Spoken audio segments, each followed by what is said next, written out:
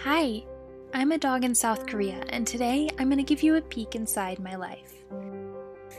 For most who enter this world, the first day on planet Earth is a happy one, filled with love and celebration, and for the really lucky ones, a warm blanket, a family, and a home.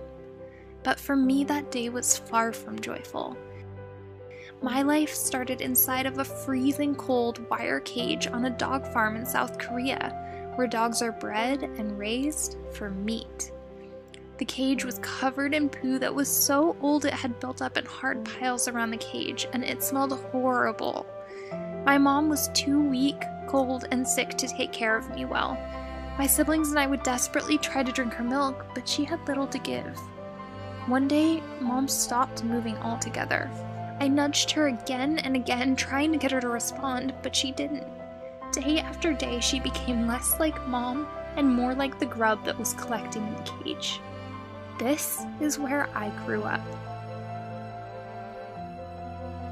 About once a day, a man came to feed us, but our food came straight out of the garbage can. There are things in there that I didn't want to eat. Sometimes we were fed sick chickens who were still alive, dead pigs, or even our own friends, other dogs.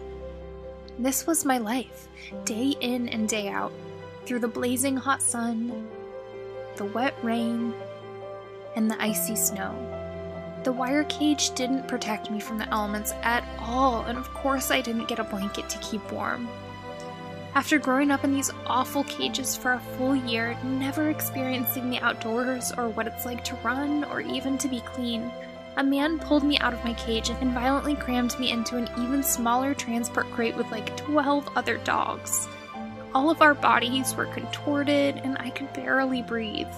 There was howling and barking all around me, and I was in such terrible pain.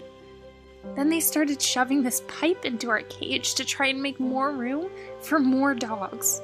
The dog next to me let out a huge scream as he was jabbed by the pipe, and he started to bleed. Then they grabbed our cage and they threw it onto the truck like a crate of potatoes, and we landed on top of countless other cages stuffed with dogs.